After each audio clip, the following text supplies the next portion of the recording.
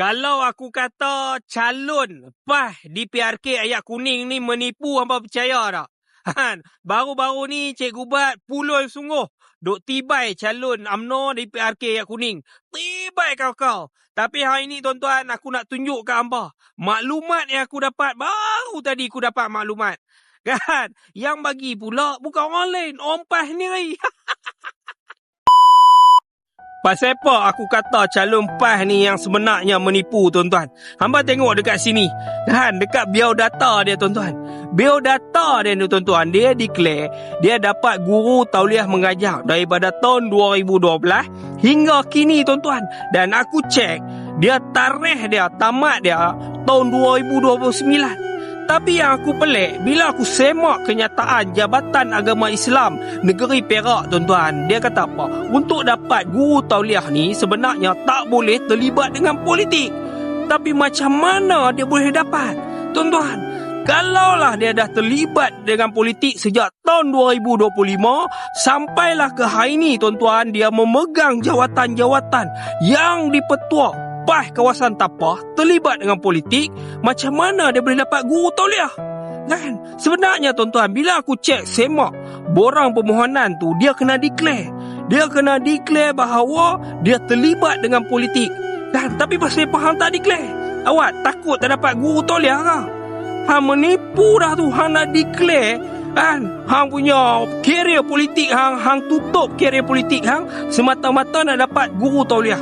Hari ni terbongkar lah, tuan-tuan. Jadi siapa yang menipu sebenarnya? Kan? Berkat tak berkat, tuan-tuan? Menipu. Nak dapat guru tauliah, dia sembunyikan kerjaya politik dah, jawatan politik dah. Sejak tahun 2015. Kan? Tak kalah pemimpin Islam ni bohong. Jadi betul lah maklumat yang aku dapat daripada orang PAS ni sendiri. Boy, hampa tak suka kat dia ke? Orang PAS, hampa tak suka kat dia ke? Orang PAS Tapah, hampa tak suka dekat calon ke? Faham ambil lah. Faham ambil. Mantap, Pak Abu Aslam.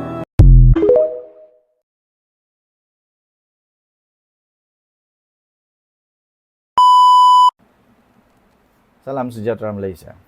Denyut nadi suara rakyat bergema di channel ini. Saya ada soalan untuk tuan-tuan dan puan-puan yang dihormati sekalian.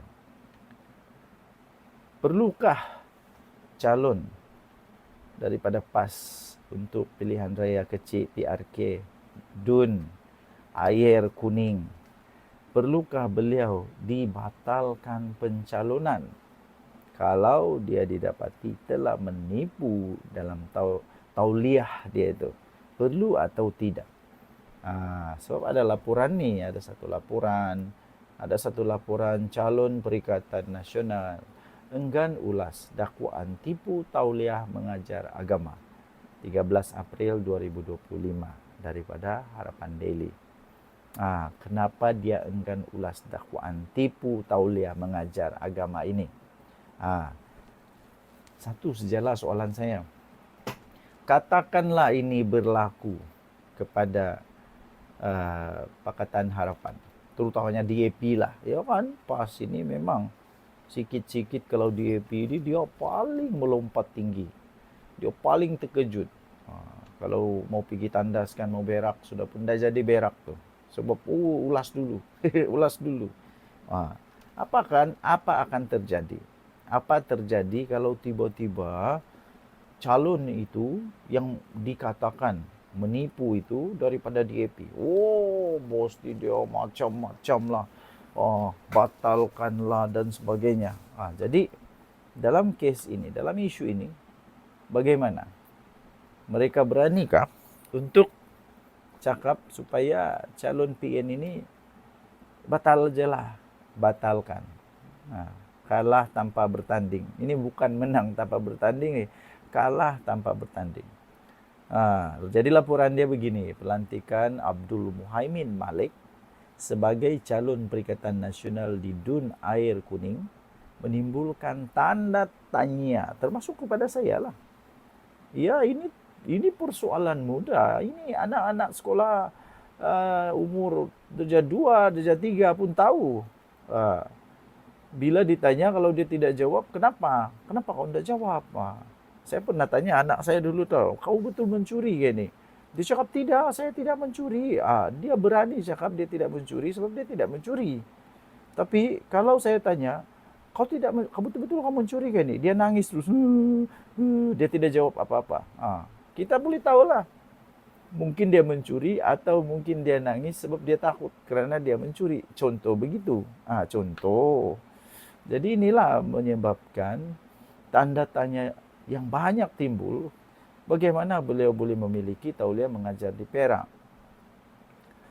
Perak telah menetapkan, sebab ada syarat yang Perak telah tetapkan. Negeri Perak telah tetapkan bahawa syarat telah ditetapkan bahawa pemegang tauliah mengajar agama di negeri itu mestilah tidak terlibat dengan mana-mana parti politik.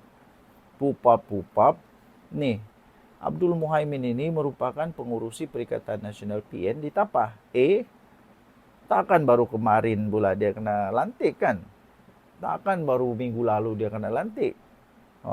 Kecualilah dia ni ada calon bidang. Tapi tidak logik lah. Tidak logik boleh jadi pengerusi dalam masa beberapa bulan. Tidak.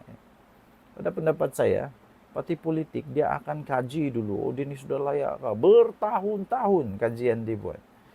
Sebuah akaun TikTok mendakwa calon PN itu menipu Jabatan Agama Islam Perak bagi memperoleh lesen guru tauliah. Yang ini saya tidak ada komen. Saya tidak mau komen yang ini sebab takut nanti fitnah. Kita biar dulu pihak berkuasa untuk siasatan benda ni dulu. Ketika ditanya pemberita semalam, Abdul Muhaimin enggan mengulas dakwaan tersebut. Kenapa? Yang di Pertua PAS kawasan Tapah itu hanya menjawab dengan ringkas bahawa isu itu sudah dijelaskan. Tapi malangnya tiada sebarang laporan dikeluarkan daripada mana-mana media. Haraka Daily adakah keluarkan tentang perkara ini? Kalau ada, boleh berikan link supaya kita dapat baca sama-sama. Dia kata saya ingat yang itu clear, jelas. Yang itu semua dah clear sebab kita dah ada keputusan daripada Majlis Agama Islam. Itu semua tiada masalah apa-apa insya-Allah katanya. Mana dia? Hasil semakan pula telah dibuat. Hasil semakan akhirnya telah dibuat ialah Abdul Muhaimin sememangnya mempunyai tauliah mengajar agama yang sah untuk daerah Tapah. Betul dia ada tauliah. Tapi yang menjadi pertanyaan ialah Undang-Undang Negeri Perak tidak membenarkan untuk mana-mana orang yang mengajar agama memegang jawatan. Jadi undang-undang tetap undang-undang lah. Kecuali dia kata saya tiada jawatan. Kalau itu siasatan perlu dibuat lagi lah.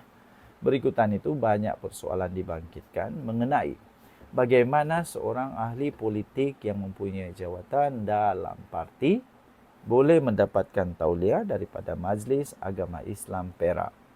Beliau tidak dapat mengelak daripada spekulasi yang dibuat oleh orang ramai mendakwa dia telah menipu untuk mendapatkan tauliah tersebut. Jadi fokusnya sekarang bukan kepada Majlis Agama Islam.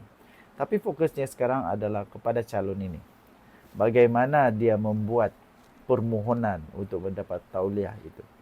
Bagaimana dia isi itu borang. Saya pikir ada borang. Ada borang, ada syarat dilampirkan. Dia baca, mesti dia baca. Ini orang bijak ini mesti dia baca punya latakan lah. Dia tengok saja kan. Dia baca. Tapi selepas dia baca, macam mana dia isi itu borang. Adakah anda memegang mana-mana jawatan dalam politik? Ya atau tidak? Mana satu dia tanda. Kalau dia kata ya, saya fikir Majlis Agama Islam Perak mungkin akan reject. Kerana syarat dia, undang-undang dia memang sudah jelas bahawa tidak boleh memegang mana-mana jawatan. Kalau dia bilang tidak, lagi susah lah sebab dalam dia punya manifesto itu mungkin dia tulis pengerusi Perikatan Nasional Perak dari tahun ini sampai tahun ini. Lagi pelik lah. Jadi sama ada jawapan dia ya atau tidak, tetap akan menghasilkan persoalan yang pelik. Tetap akan menghasilkan persoalan yang pelik. Ya. Tetap akan menghasilkan persoalan yang pelik. apapun tinggalkan komen Anda. Tinggalkan komen Anda. Ini memang saya jangka pilihan raya ini akan menjadi pilihan raya yang panas. Dan sekali lagi saya jangka ini pilihan raya ini akan dimenangi oleh Barisan Nasional, dimenangi oleh Pakatan Harapan Barisan Nasional dengan mudah, dengan majoriti yang lebih besar. Ya, itu saya punya prediction. Apa prediction Anda? Tinggalkan komen. Bye.